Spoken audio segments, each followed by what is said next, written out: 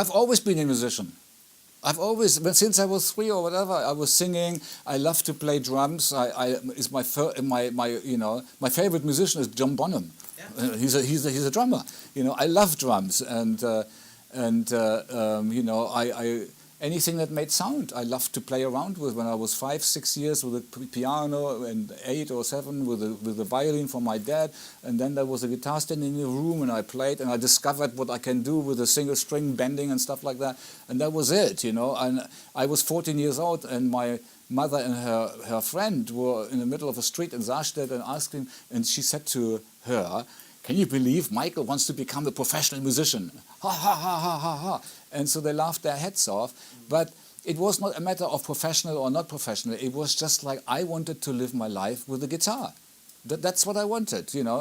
And you know, sometimes today when I hear people saying like, "Hey, today is different. Today is much harder. You know, what happens if this happens or this happens?" I never asked myself what happens if this happens or that happens. I just played. I was just happy playing. I was not worried about if I got paid somewhere or not. There was always something to eat. We were going to the next concert. There was always food there. You know, I had a girlfriend. She was also earning some money, yeah, but not that much, you know. But, you know, it's like the person who is a real musician does not look for a B plan. You don't look for any plan. You just do it.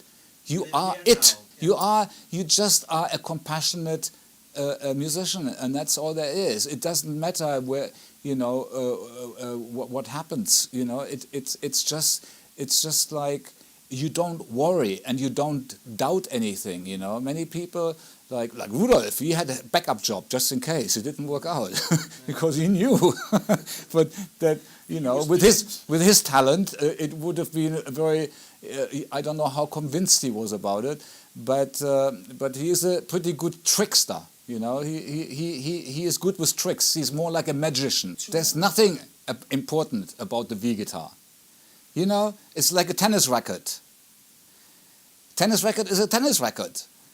That guy plays this tennis racket, this guy plays that tennis racket. Both tennis rackets work. But the one that wins the game, people want that racket because he's a champion. And so I kind of had that illusion a little bit myself, you know. You hear Jimmy Page play guitar or Jeff Beck, you think it's the guitar more than the person. Oh, if I get that instrument, I'm going to be playing. No, you're not.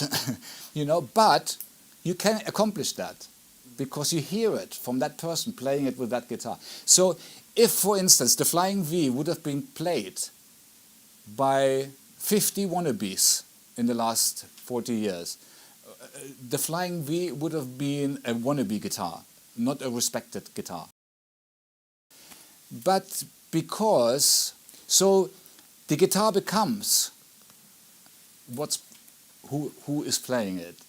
You know, the person behind the guitar makes it the guitar. And so, like I said, I created a great sound with the guitar. I created, but because I knew what I wanted, I had a vision in my head what guitar sound I wanted. I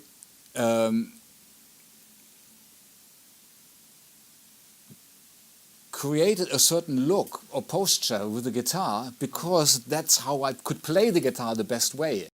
That it created a very powerful icon.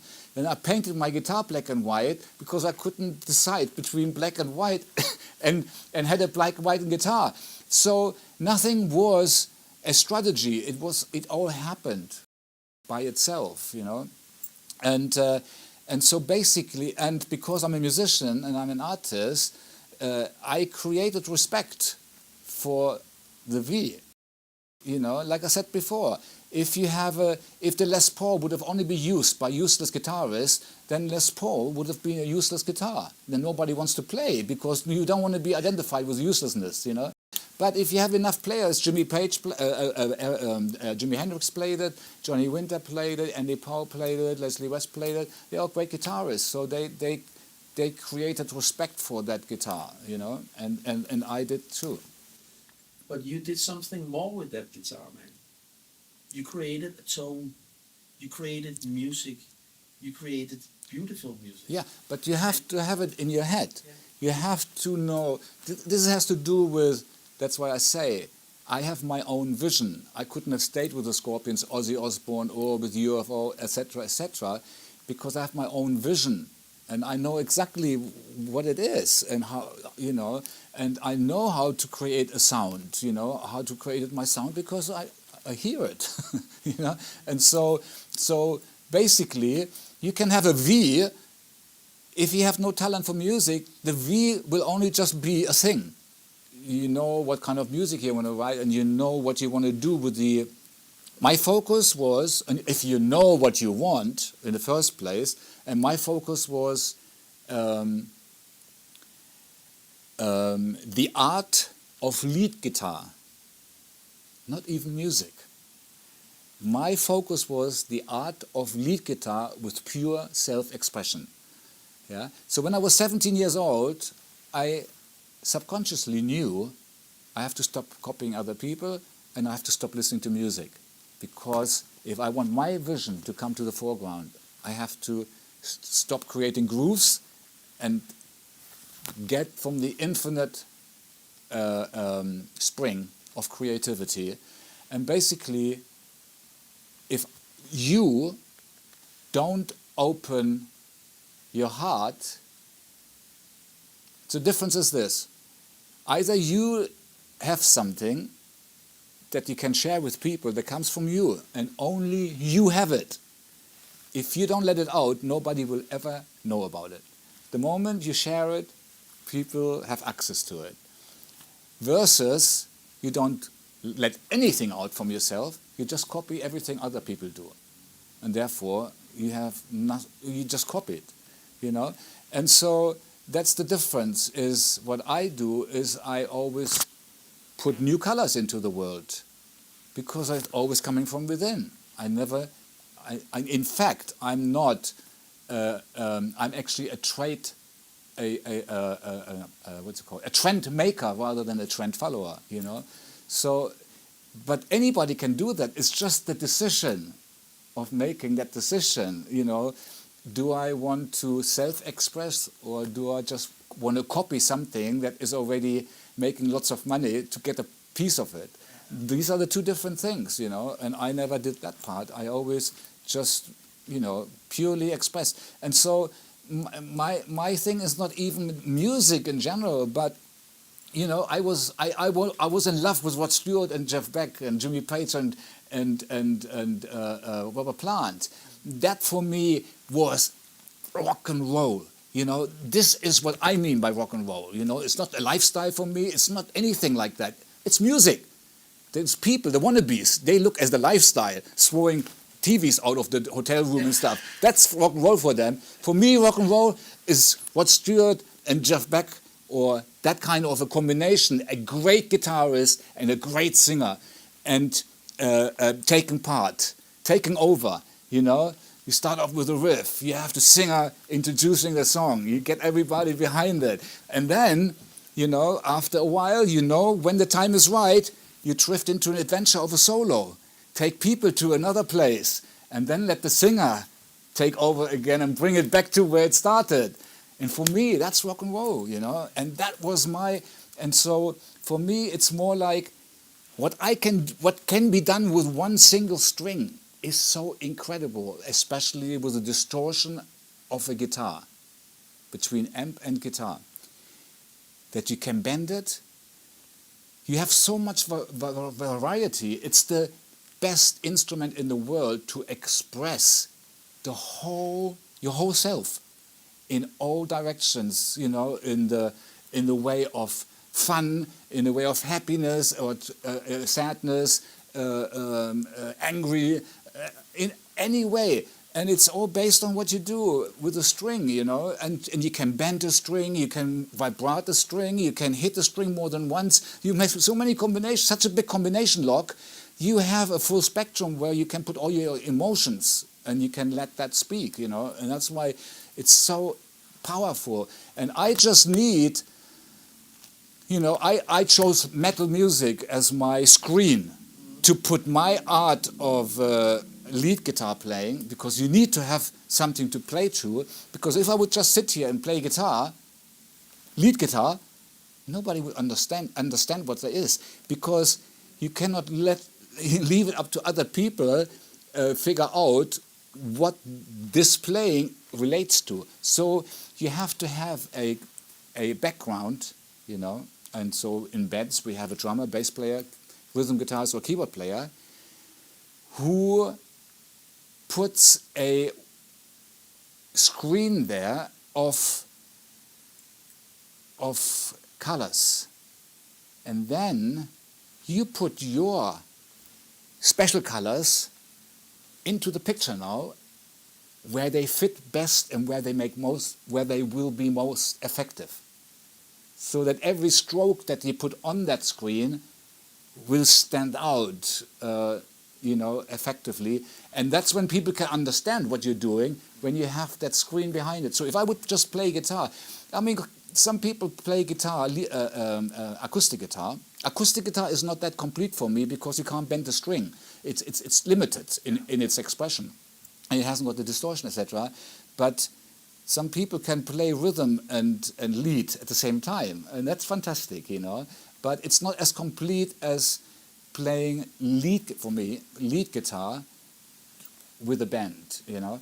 And so playing lead guitar without a band is meaningless to most people, because they don't have anything to relate to. So you have to have a music that you put your lead guitar playing on, so that you can see what it's meant to be, and that it becomes effective, because the chemistry between what you put onto that chemistry will speak and it tells you what it's supposed to be.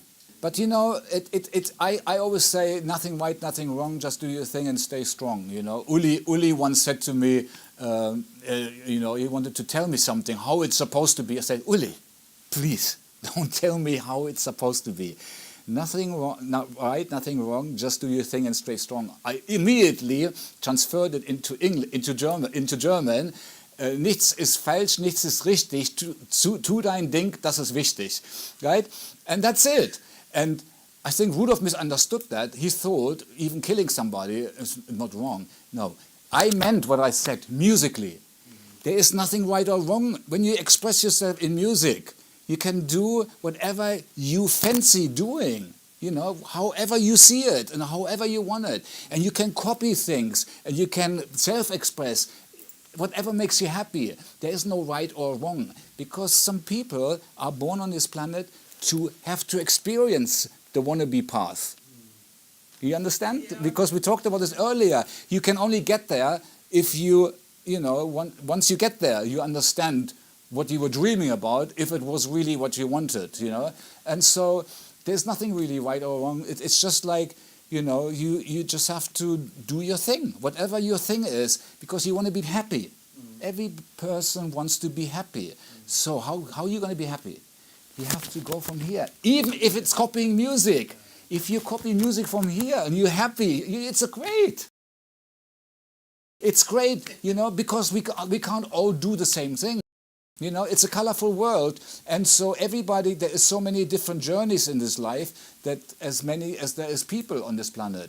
You know, and if every journey has got its own unique story, and there is a reason for every life why it is the way it is. You know, that experience, you know, is a part of the whole there is. You know, the main thing is be true to yourself. You know, and the other thing is, music is not a competition. You can't compete with music. Music is an expression, nothing to do with competition. There is no right or wrong. People make this big mistake that music is for competition. It's not for the wannabes maybe, but not for real artists. Music cannot be competition. Sports can be, because you can measure it. Music has nothing to do with that, so you cannot put that in the same pot, you know. Yeah, but even a wannabe, if a wannabe really happy being a wannabe, he's being true to himself. He can be happy. You understand? This is the whole point. It doesn't, you know, it doesn't compare to what I'm doing, but we are not comparing. What I'm talking about is, other than playing guitar, is that you do what you really love doing. No matter how well you do it or how bad, but you love doing it. Hopefully they don't think they have to be good at it. They just have to enjoy it. It's a recreational way of living. It's just have fun with what you're doing. Don't measure yourself with others. It's a bad place. The moment you start measuring, you're already subject to disaster. If you do what makes you happy, you're definitely going to be happier than if you do something that you leave that what makes you happy on the side just in order to show off with something that later is not going to make you happy. So you're definitely going to be happier. But the fact is that life has got its challenges and has got its training tools. Without them, we wouldn't learn anything. It's equipment. It's like equipment. If you want muscles, you have to do that. Without the weight, you can't create the muscles. And so if you want to, develop and have realizations and stuff like that, then, if you have no challenges, there's nothing in your way. You're not developing anything.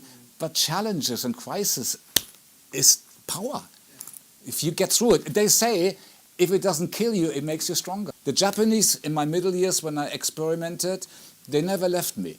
They always understood what I was doing. And of course, the hardcore fans all around the world. They always understood what I was doing. But the commercial people, the people that the Scorpions played to, or all the 80s musicians played to, but at least they got educated in a simple way for 40 years. 40 years of AC/DC. I think people are now getting ready to understand and having the longing for a deeper meaning of music, So more and more people understanding what I'm doing today because of the education over, 40 years of rock or 50 years of rock. That's why perhaps all the hard times that you've been through, they're coming back now in a positive way. Well, I mean, my middle years, there hasn't really been any, I would not call hard times, because I call them crises are my teacher. It's a bit like crises are the weights to create muscles. So without crisis or without challenges, you don't have anything to train with.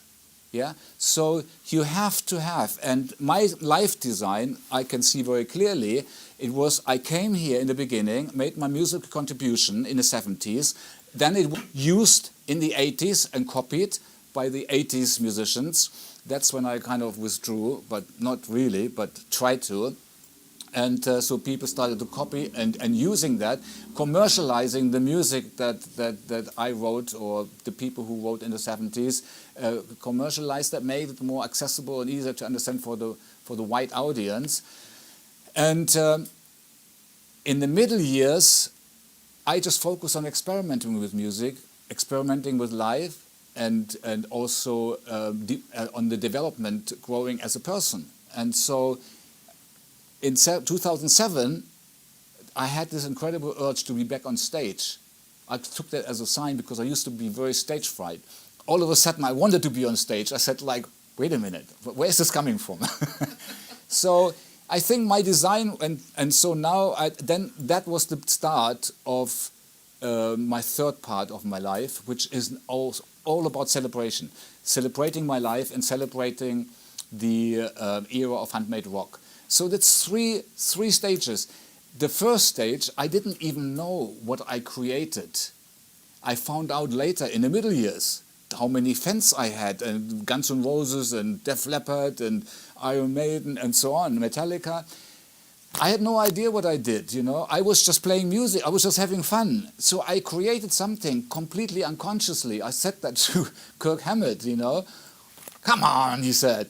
No, honestly, I was just having fun. I did not do anything. I did not worry about money. I did not worry about where I lived or anything. I loved playing music. And so in the middle years, that was the time when I learned about life. That was the part for me. Okay, Michael, now you take a break. Now the middle years you're going to learn about so that you will understand what happened to you in the first part of your life. And that's what I understand today. And you know, in 2007, all of a sudden I had this urge to be on stage like never before. I went like, this is crazy.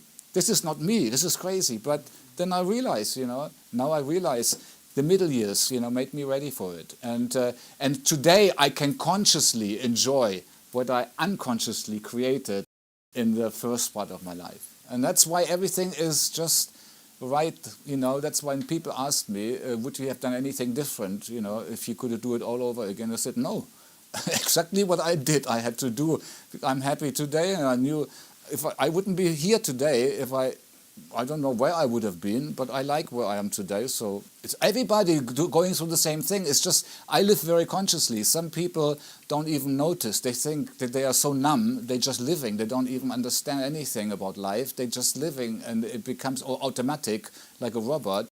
But I'm living more analog. You know, I'm living the full body, and I go to all places in life. I'm not a digital person. You know, I'm an analog person, and the whole point is that people, you know, you're famous, you created something incredible, that you stick out, and then of course people, every time you have a downfall or you have crisis or challenges to deal with, you know, they're making a big deal about it, and because you're famous and people want to sell newspapers, and then they invent something on top of it, and all of a sudden you are the sickest, craziest person in the whole world that has to deal with all of that stuff, but it's not true. I mean, the fact is, every person has to go through it.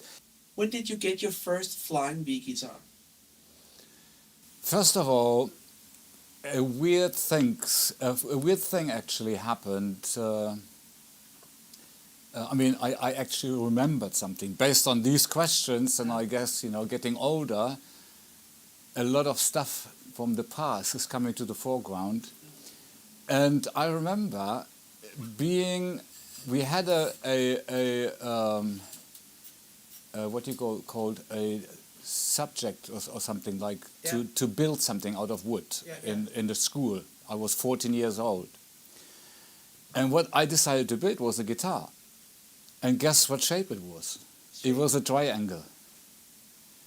And you know, it completely, you know, went out of my memory. But since everybody's talking about the V lately, and I just remember that I had this project. So anyway, basically, the V, I was never looking for the V. The V was coming to me. It's all based on circumstances, and in fact, what I loved was Les Paul. You know, I loved to play Les Paul. And a couple of times, you know, there's only a few people I knew that played the V. Then Jimi Hendrix, Leslie West, Wishbone Ash, Andy Powell, and Johnny Winter. And they were all great guitarists. The only person that I also knew played the V was Rudolf Schenker, and he had no idea how to play guitar and even how to hold it. If you look at the first... If you look at the first Scorpions album, Lonesome Crow, which was our first album together with Klaus Meine and Rudolf and so on, he has a flying V on the picture, or on some pictures somewhere inside, or can't remember, but connected to Lonesome Crow. And I think there is a picture maybe inside, like a live picture, where Rudolf has the V and I have the blonde hair with the Les Paul. And Rudolf didn't even know how to hold the guitar. He looked like a nerd. So he picked the guitar, you know, like some people pick a puppy or something. Oh, this is a nice looking guitar. Oh, let me buy this, you know. But he didn't really know how to use it. And so that was the first V that actually I came in touch with. And so a couple of times, based on circumstances, once I locked my guitar, my Les Paul, in a locker. I was auditioning for a band called Frampi, Inga Rumpf. There was a very famous band in Germany at the time. I was 15 years old, and so between 15 and 16, and then a second time we played actually in Saarstedt. I remember. I think that I broke a string, and a lead break was coming up, and Rudolf had to give me his guitar. So I had two experiences based on circumstances with that guitar that was matching really well with the sound that I had in my vision with my amplifier. It never sounded like that with Rudolf's amplifier, and I never tried it because I was a Les Paul fan. And so when I plugged the V into my, both times I plugged it into my amp, it sounded really like the way I wanted, something very close to what I wanted. And so I said to Rudolf, you know, I think I should have that guitar. And so I bought it off him, you know. I was always I was so used to, I'm the middle of our family. Rudolf is the oldest, he's 6.5 years older than me, and yeah, he's just as old as Robert Plant. I never knew that, because Robert Plant was a superstar, Rudolf was my brother. There was no way that he was as old as Robert Plant. And I was only 15 years old, so everybody over 20 looked like a grown man, you know. And so it was kind of I was always that little boy kind of walking behind, but doing all the work on the guitar, you know. And so basically, you know, what I was trying to say was, because I was the middle, my sister was lucky because she was a girl, but I always had to wear what Rudolf grew out of. And my mom, you know, she kept it until I was that age and wore it. Completely out of fashion stuff, you know, 7 years later. I get to wear what he had on 7 years before. So I was pretty used to that, and that's my position anyway. I'm not the kind of a guy, I just discovered that, you know, I'm not the kind of guy who plays guitar for fame and success and money. I just love it, you know. I'm an artist. I can live under the bridge if I have to, you know, and still be happy, you know. But it's Rudolf, Rudolf is more like a kind of a wannabe, you know, who likes to you know, he basically steals everything that looks good and sounds good and copies it, and then, you know, makes it his own. And that's what he did with me. You know, he basically completely ripped me off, you know, especially in my middle years when I decided to leave the scene and just play guitar and enjoy and experiment with life and experiment with music. He started to, you know, copy my black and white V. The black and white design was your idea. Yeah. How did that happen? Well, because towards the end of UFO, I was doing, we did Obsession, and I kept buying like V's, you know, from a guy called Paul Hamer, and I had a black and a white, and you know, and I wonder which one shall I play today? They both sounded good, you know, and in the end I just said, you know, I'm just gonna paint the guitar black and white, you know, and so that was basically, you know, I mean this was the way how it came about, but I think there's more than meets the eye, you know. I think there is something, you know, subconsciously going on that that kind of also indicated the second chapter of my life, the black and white V, you know, which was my period of experiments and, you know, in a musical way and also as a person to develop and to, you know, experiment with life, etc., etc. So basically after Love Drive, you know, I opened the doors for America, for the Scorpions, and after Love Drive I just decided to split from the scene and do my own thing and to be able to do what I wanted when I wanted it, you know, to do it, and basically, you know, step out of the limelight. But it wasn't that easy because Peter Mensch found me, and he had big plans in mind for me, you know. He sent me straight to Aerosmith, and then, you know, he immediately. I mean, at one point we did 2 albums, you know, at the same time. One was Live at the Budokan, the other one was the MSG album with Ron Everson. And so, you know, Peter used to manage AC/DC at the time, and he's doing Metallica now. Yeah. But so he became a manager, and so it took another 10 years before I was able to be completely free. And then, you know, that was the beginning of the 90s, and then I became my own manager, and I lived in Arizona, built a studio, and a recording studio, and just, you know, I just did all sorts of crazy musical experiments, you know, like instrumentals that never stopped, that started somewhere but went through the whole album without stopping. And my life has always been like, you know, I remember so many things from the past now. For instance, my first song I ever wrote was on Lonesome Crow, was In Search of Peace of Mind. And the solo is still one of my favorite solos. I was 15 years old.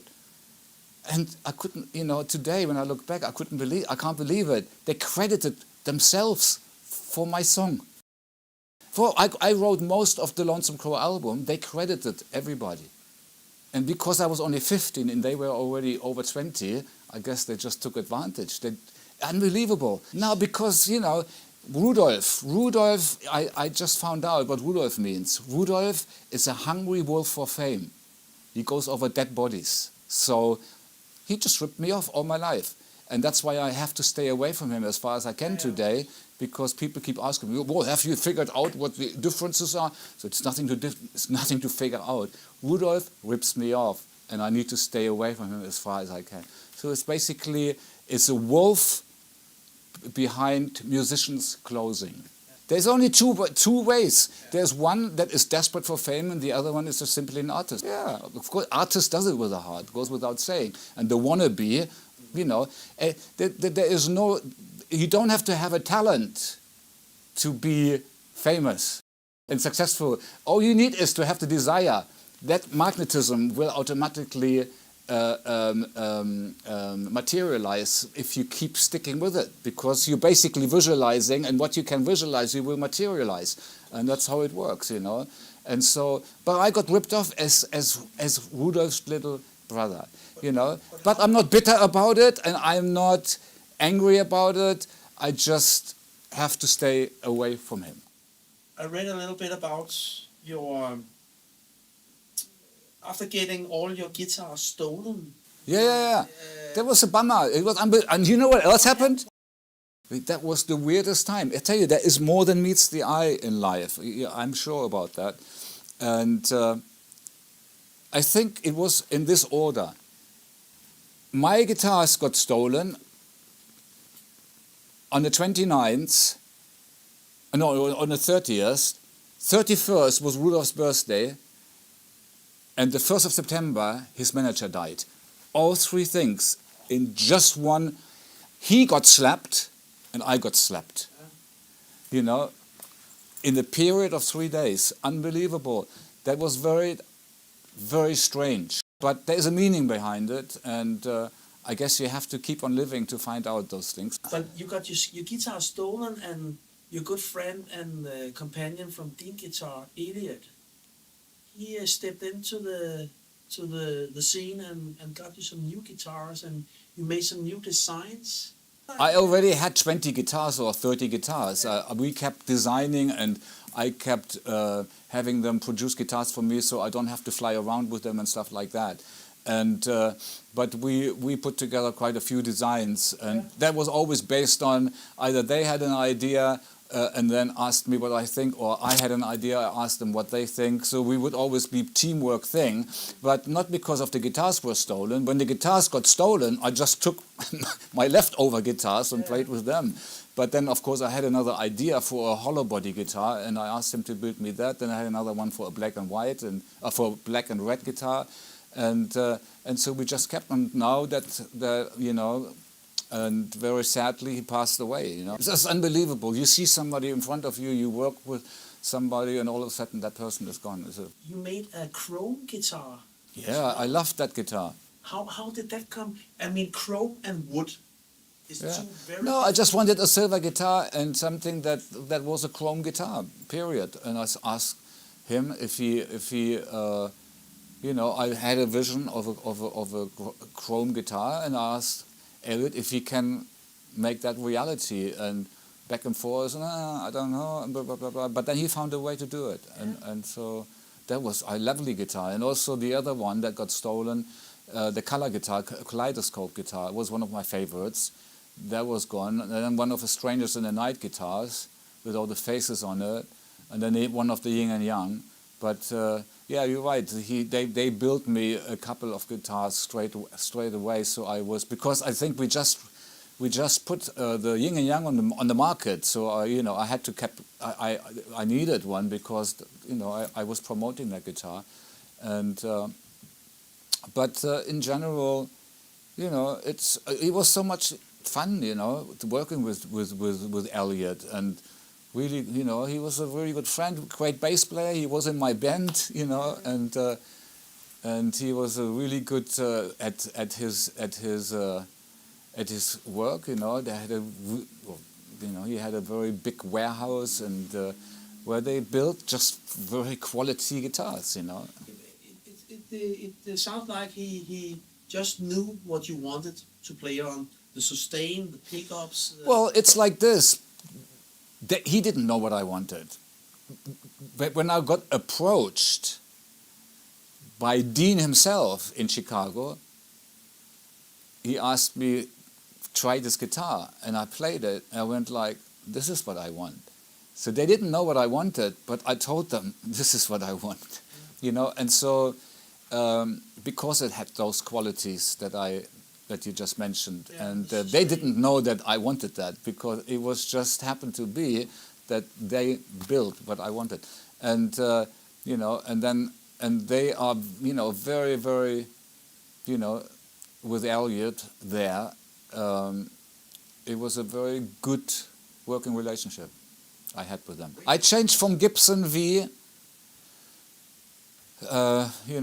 Like at the end of the 70s, I designed the Gibson V black and white, and then that started becoming my trademark. And then Rudolf asked me if he can have his guitar, his Gibson V, if he could use black and white design.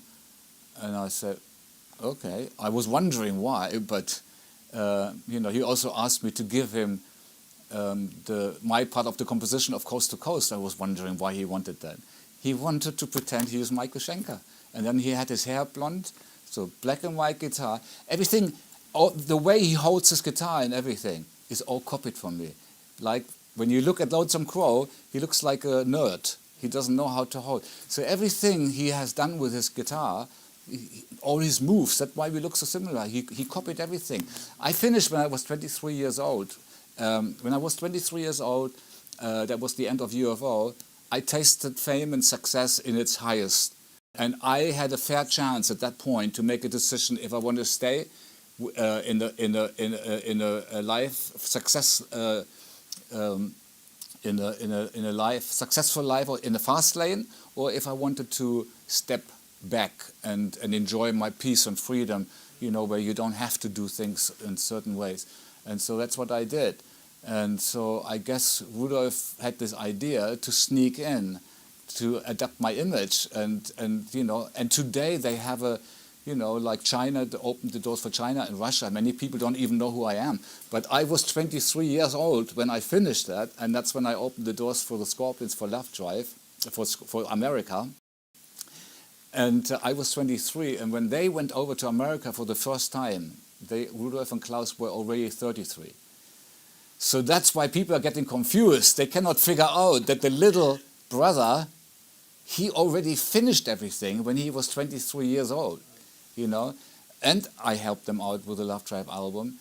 And when I split from Lonesome Crow, from the Scorpions, that was also beneficial for them, because I took them basically with me, because I had enormous international success. And so they were always related to me, especially Rudolf as my brother. So I took them with me. And of course, they did good work too, with Uli in the band and stuff like that. And but they copied a lot of UFO stuff. They copied the UFO cover designs. They had the same cover designer, art designer. Like I said before, Rudolf took whatever he liked and made it his own, from other people. If it was from Pete Townsend with the arm, or this one from the Strangers in the Night album, he copied everything, so he didn't look like a nerd. And so, but the thing is, what I did with the Flying V, nothing is calculated or premeditated. It's all based on circumstances, not circumstances, circumstances, because I was playing with Kirk Hammett, you know, at the Eddie Trunk show, and he asked me some questions, and how do you get vibrato? And I told him, well, you put the guitar between your legs and go with your whole arm. You get, that's how you get this heavy vibrato. Oh, that's why you were standing like that. I said, yeah, that's why I was standing like that. So all of this positioning that I had, that people thought like, wow, you know, that looks really good. It was not based on wanting to look good. It was to be able to play a certain way, you know. But Rudolf, he copied all of that, you know, because I guess he thought it looked cool, and so he wanted to look cool, and he copied it. And many people thought it looked cool, and they copied it, you know. And so they all were standing there doing that, but they had no idea that I did it for a reason. It's crazy. But the reason was looking good. Yeah, the reason was looking good. That's what I'm saying. Is many good things that I have done, they based on circumstances, but they worked out really good. And because it's from the heart, and it has a reason behind it. It's not fabricated. It's not phony. It's always artistic related, artistical reasons. Then I can tell you that when people mention one of the top artists of their favorites, and this is James Hetfield, this is K.K. Downing, this is Amor, all of them that I've been talking to. The one name that always pop up is yours, not Rudolf. It's Michael Schenker. Yeah, no, I'm just saying. So, I know that the hardcore fans and the musicians and the experts, they all know what's it. That's only 15% of the whole world. But the newer people, China and Russia, they don't even know who I am. They only started to rock 20 years or 15 years ago. Listen, that's what I have to say. For the newcomers, I am Michael Schenker. You know, because there are newcomers, and there are lots of newcomers in the other part of the world that only started to listen and discover rock music, and they all think, because I'm Rudolf's younger brother, that he is the one. I had a contract for the Love Drive album with the Scorpions, you know, as a sixth member. They didn't even put my picture on there, you know. Yeah, it is rude, and so basically. By the re-releases, didn't even have my name on it. I played throughout the whole Love Drive album. I played solo on five numbers. I co-wrote Holiday and Coast to Coast, and they don't even mention that on the album, and they don't even put my picture on there. I never knew that. People might wonder, well, why are you coming up with this 35 years later? It's because I was fighting to get out of the Scorpions, because they wanted to keep me, because I made them a great album. It became Vince Neil's favorite album, you know, and they did not know what to do when I was trying to get away. They were so angry and upset because they thought I was the ticket to success, and now I'm gone. Now what are we going to do without Michael? You know, because all the managers now wanted us, and America was ready, and so on, you know, and I was leaving, and so they were, you know, becoming, and Rudolf, that's when Rudolf started to become very desperate, you know, making up stories. They released a false Love Drive story. It did not happen the way they talk about it, you know. It completely worked the opposite. Rudolf was crying on the phone, begging me to stay with the Scorpions. I said, Rudolf, I cannot do this. I've just been with you. If I stay with you, it's just going to be more of the same. I need to do something else. I have had, you know, the successful life in the fast lane. It's not for me. I'm a musician, you know. I tried one more time when he was on the phone crying, you know, but I had to run away because I was 7 years younger. They always manipulated me in any way, you know, and so almost like he thought he owned me. You know, that's like my fiance says, like sometimes, you know, bigger brothers, they think they're in charge of you, they own you and stuff like that. No, I had my own vision, you know, and I had to follow my own vision. I stayed true to it, you know. I declined Deep Purple, Ozzy Osbourne, Aerosmith, Rolling Stones. I didn't even answer the telephone call back.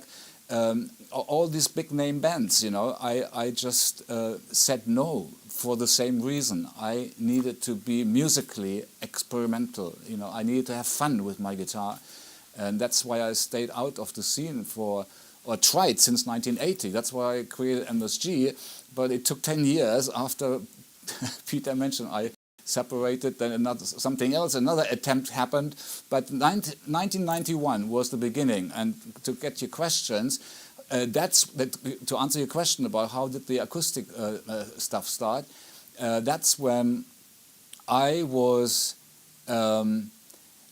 actually in a limousine driving to a concert, and we were talking, and somehow I said to him, he asked me something to do with money or something. I said like, "Oh, I never get paid for live gigs. I didn't get paid for live gigs until '91, and that was based on a conversation with a limo driver. He said to me, Michael, you are being ripped off big times. I didn't even notice. It wasn't even important to me. You know what I mean? And people wonder why is he coming up 35 years after about the Love Drive album. It's because I was trying to get away from the Scorpions, and they were trying to keep me in. And so basically I ran away, and I never looked back. I never checked any credits, never, nothing whatsoever, you know. And when they approached me in 2015 to do the Scorpions box set, and I saw what they wrote about the Love Drive story, I went like, no thank you, boys. This is bad. You lied. You fabricated a story that's not true.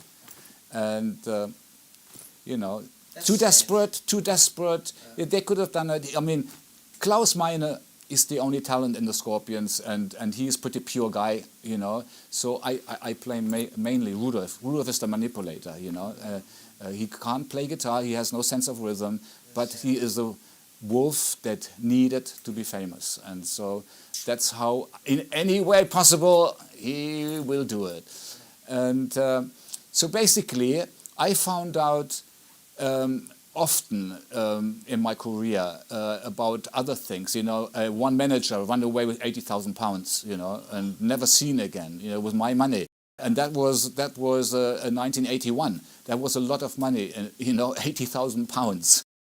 And he made me sign something to cross-collateralize UFO debts with my MSG debts. I tell you, people were taking so much advantage of my heartfelt passion to music. They just ripped me left and right. And so after the limousine driver said that, then I went like, wow.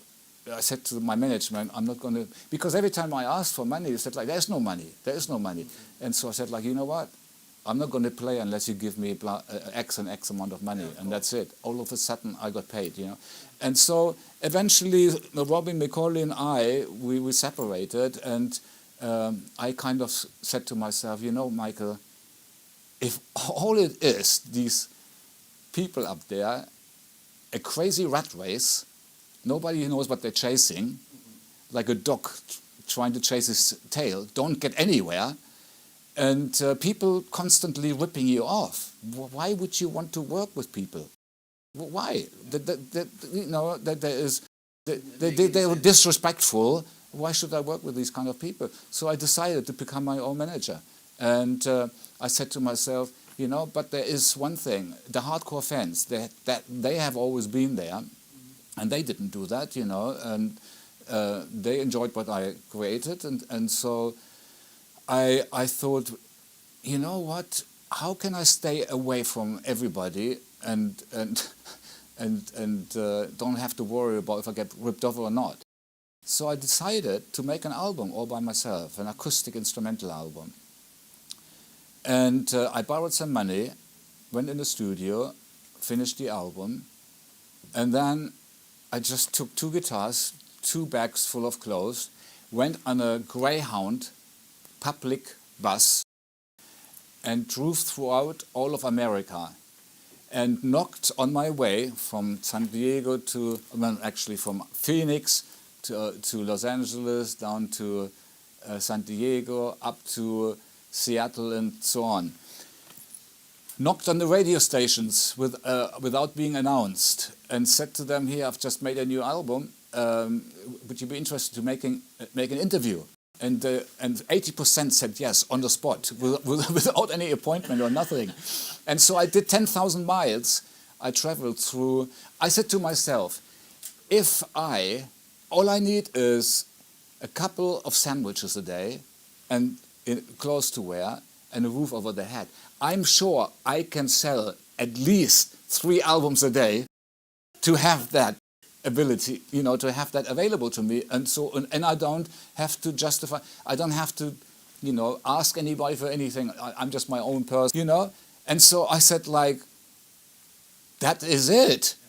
I don't need anything, but what I need, I can get on a daily basis, And so that's how it came all about. And so I traveled 10,000 miles through America. When I came home, I was rich. I couldn't believe it. So all the money that people were putting in their pockets over the 30 years ahead before then,